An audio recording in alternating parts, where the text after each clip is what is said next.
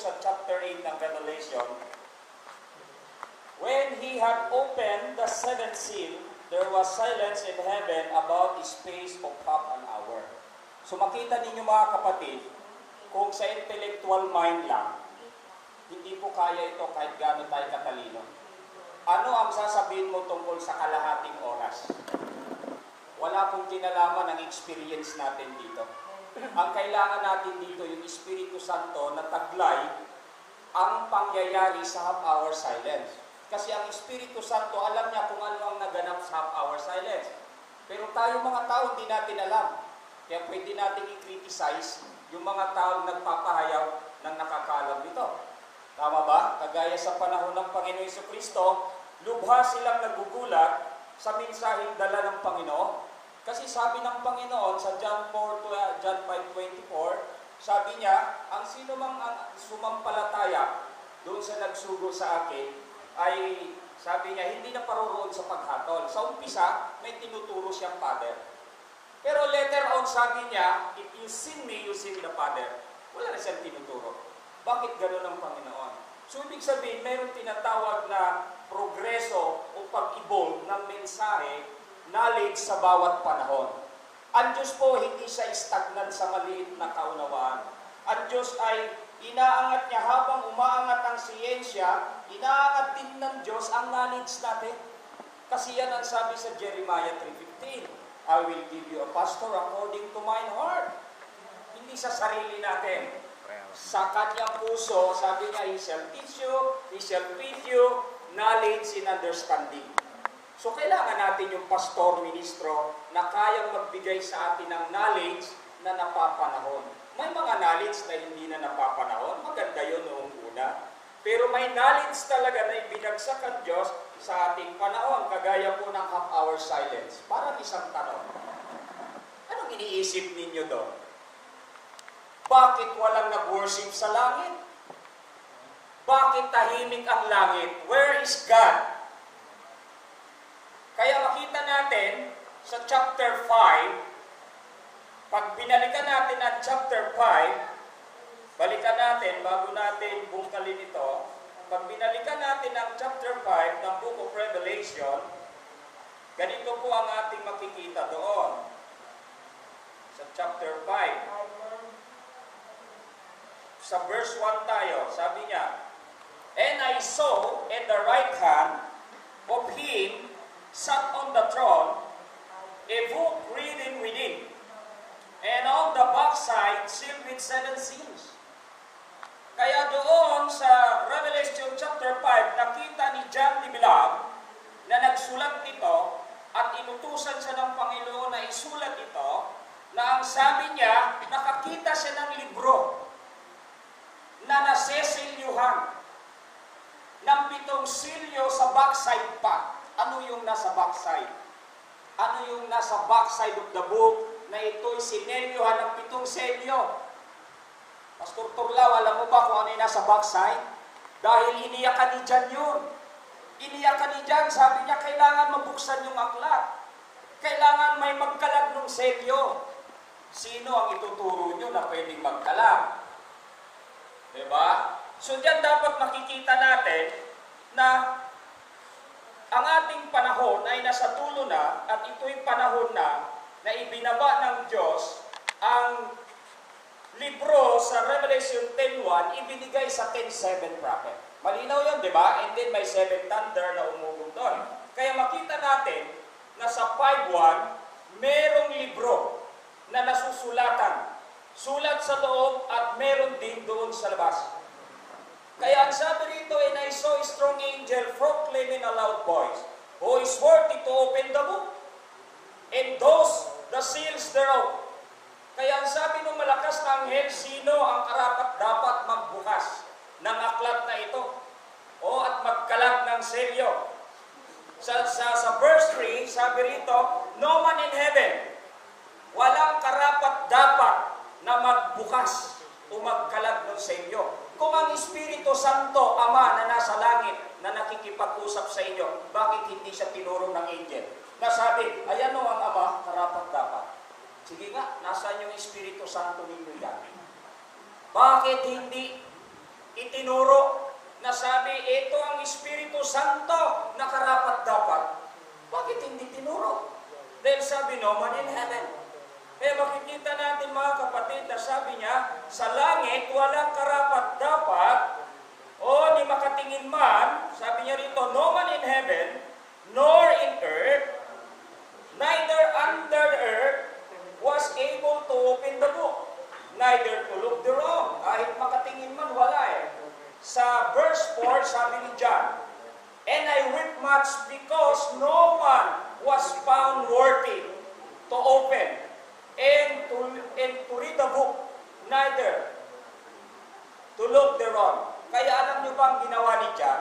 Si John, apostol, puspos ng Espiritu Santo, si John, banal, hindi pa rin siya karapat-dapat magbukas. So, hindi sapat ang maging banal ka rito para malaman mo kung ano yung nasa loob ng selyo. Hindi sapat ang mga experience mo. Hindi sapat. Even dyan, hindi karapat-dapat kahit santo na nga siya. Kahit puspos na eh. Kaya ang itinuro niya, sabi rito, nung nakita ito ni John, sabi niya, dahil gustong makita ni John yung libro, dahil yun ang Book of Redemption. Kailangan mabuksan sapagkat nandun lahat kasama ang reward ng mga banal at kasama yung pangalan na sinelyohan dito sa ibabaw ng lupa. At yun ang mga piniling ng mga wise virgin lamang. Kasi ang foolish virgin pupugutan eh. Ang foolish virgin banal yan, wala akong tutol.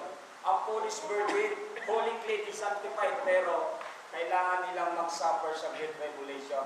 Tandaan natin, ang Matthew 25, iniwan ang mangmang na banal. Kinuha ang matalinong banal. Hindi sapat ang maging banal ka. Kailangan matalino ka sa iyong panahon. Kailangan kunin mo ang revelation ng Panginoong Jesucristo sa ating panahon. Dahil sabi niya, ang Laodicea very poor. Blinded pero mayaman. Di ba? Yun ang Laodicea, mayaman siya. Sabi niya, hindi ako nangangailangan ng anuman. Puno na ako ng intellectual sa isip ko. Mas matalino pa ako sa inyo, kaya hindi ko kailangan ng revelation na mula sa propeta ng 10:7. Pero sabi doon, isa kang hubad. Sabi ganon, kaabag-abag ka. Kaya makita natin sa verse 5, and one of the elders said unto me, weep not, behold the lion, the tribe of Judah, the root of David, hath prevailed to open the book and to loose the seven seal. Nakita ninyo sa chapter 5 verse 5, nakita na sabi, yun ang kordero, yun ang leon, itinuro yung kordero. In the other side, lion. Sa isang pisngi, kordero. Nakita nyo kung paano ginampanan ng Panginoong Jesucristo ang kabilang panig bilang Kinsman's Redeemer? Kasi ang kordero, Kinsman's Redeemer ang site yan eh. At sa kabilang panig naman, nakita ninyo, bilang leon, bilang king. Hari siya ng mga hari. Okay? Kaya dito makikita natin, sino ang magre-reveal dito sa inyo?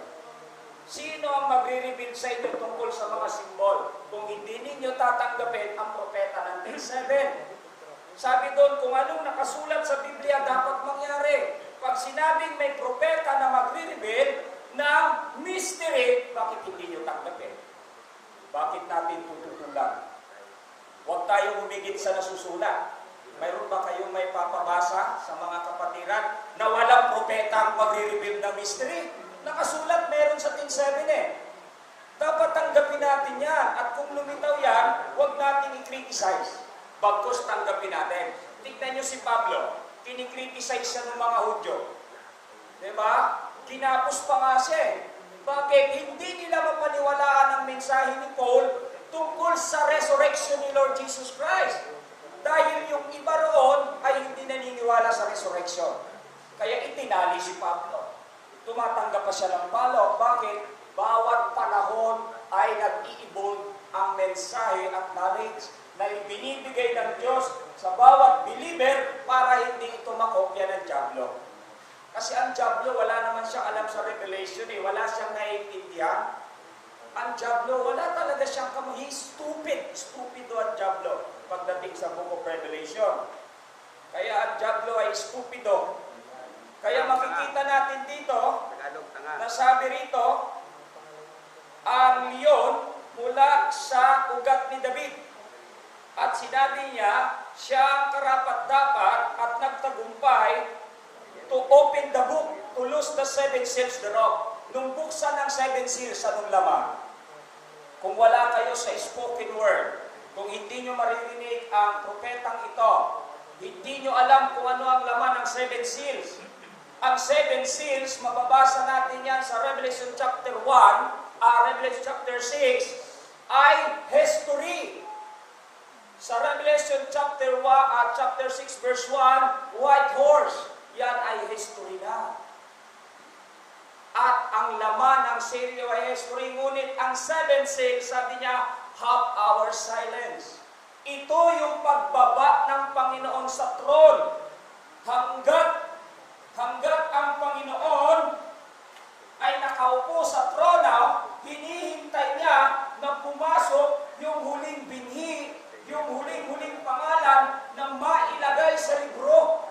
Hanggat hindi dumarating, hanggat hindi na ilalagay, hindi siya aalis sa trono. Kaya kailangang marinig ng binhi ngayon ang tunay na mensahe na hindi experience ng tao. Sa John 6, mababasa natin, sabi niya doon, malibang kanin niyo ang aking laman at dugo, wala kayong buhay. Sabi niya, ang aking dugo tunay na inumin. Ang aking laman tunay na pagkain. Hindi natin pwedeng pakainin ng tao ng sarili lang nating experience. Kailangan yung i-preach ang mensahe sa ating panahon. Like Noah. Hindi pinreach si Noah, experience niya. Sabi niya, yan ang arke. Diyos ang nagpagawa niya. Ba't hindi yan ang sakyan niyo? Diba? So makikita natin mga kapatid na dito hanggat hindi pumapasok ang huling binhi, hindi aalis ang corporal body ni Jesus Christ sa throne. Pero nung buksan ng seven seal, tumayo ang corporal body at walang nag-worship sa langit. Bakit? Kailangan niya nang i-claim yung kanyang nobya at sinelyuhan. Sino to? Sino itong pinagpagalan ng Diyos? Pwede ko bang ihayag ang sikreto ko sa kalaguyo ko o doon lang sa inihirang kong asawa ko? Ihahayag ni Kristo ang mystery niya doon sa kabiyak niya, sa kanyang katawan, na yun ay lumabas sa kanyang katawan. Hindi ang Baptist body, hindi ang Methodist body, hindi ang Catholic body na doon niya i-reveal. No. Kung papaano ko konti lang ang nakaalam na ang Misaya na sa lupa na, ganun din ngayon. Konti lang din ang makakaalam nito. Kaya sinasabi rito na nung makita ni John at iniyakan niya, sabi niya, nandito na ang kordero. At sabi roon, and I behold, lo, in the midst of the throne and of the four beasts, in the midst of the elders stood a lamb. It had been slain, having the seven horns, seven eyes, which are seven Spirit of God, sent forth into all earth. Kaya sa Revelation chapter 5 verse 6, meron siyang seven eyes, yun yung pitong mata niya sa lupa. Na ang ibig sabihin ng mata ay propeta, kasi ang propeta, seer. Yun ang mata niya sa lupa, ang propeta ay seer. Ang kanyang consciousness ay laging nasa makalangit. Nakakakita siya ng pangitain. Nakikita niya nagaganap sa future. Parang si Isaiah. Seer siya. Pag hindi ka propeta, wala kang makikita, kapatid. Nasa dungeon ka ng denomination, nakakahon ka. Hindi ka makalabas sa kahon mo. Lumabas ka sa box mo. At marami kang makikita. Kailangan mong lumabas sa kahon, sa maliit mong doktrina. Sabi ng Biblia, little knowledge is too dangerous. Kaya makikita natin mga kapatid, na sabi rito, yung seven eyes, yun yung pitong sugo, pitong mensahero sa bawat iges. At sabi niya, seven spirit. Hindi ibig sabihin, pito ang espiritu ng Diyos. Ibig sabihin, seven men, na taglay ang Espiritu ng Diyos sa bawat panahon. At bawat panahon may allotted word. Bawat panahon may mensahe. Bawat panahon may bagong kaalaman na mula sa Diyos na hindi bunggo sa mensahe. Kaya Kaya makita natin mga kapatid na ang seventh seal ay related sa pagtayo ng kordero para kuhanin ang kopya. Tanda natin, may 3 comings about the space of half an hour. Nung nagkaroon ng katahimikan sa langit, sapagkat tumayo na ang kordero, kasama ang kanyang korporal. Bakit? Pumasok na ang huling binhi na pinagpagala ng Diyos sa Calvary. First coming to redeem the bride sa Calvary. And then umakyat ang kanyang korporal para mamagitan sa atin. Kasi kawawa tayo eh. Pag hindi mamamagitan ng corporal body, hindi tayo makakapasok. And then, second coming niya, kung merong redemption, ibig sabihin nandito tayo sa earth, nasangla tayo. Ngayon, binayaran niya na ng dugo para kunin niya yung sangla at ikaw yun at ako. Saan ngayon ang receiving area? Meeting in the air, yun ang receiving area. Doon natin imimit yung lawful owner na nagmamay-ari sa bride. Okay? Kaya nung pagbaba niya, mga kapatid, tahimik ang langit, wala siya doon. Tahimik doon sa kanyang trono, ayon sa Biblia. Sapagkat yung God alone, bumaba na siya ron eh. And then, meron pa siyang coming sa millennium hanggang Armageddon with His saints. Kaya kung titignan nyo ang aral ng Biblia, maraming coming ang Panginoon na dapat ninyo makita at makita nakaposisyon na malinaw. Kasi ang rapture, kailangan matanggap nyo muna yung revelation of rapture, yung perfect faith. And then, tsaka kayo magkakaroon ng kapayagan tungkol sa rapture. Okay? So, nakita natin ang mystery ng seventh seal, isa rito yung claiming ni Lord. Na sabi niya sa Ephesians 4:30, kayo ay tinataka ng Espiritu Santo until the day of your redemption.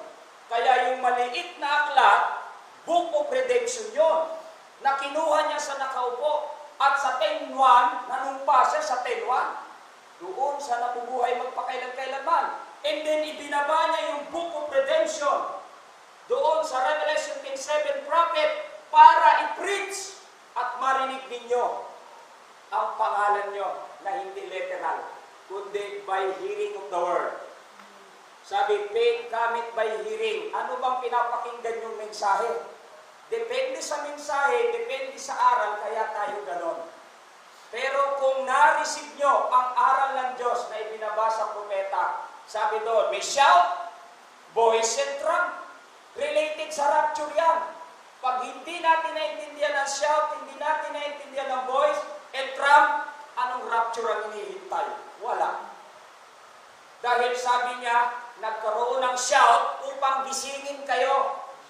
Shout sa Matthew 25 na sabi, in the midnight, there was a cry. Shout yun para gisingin kayo.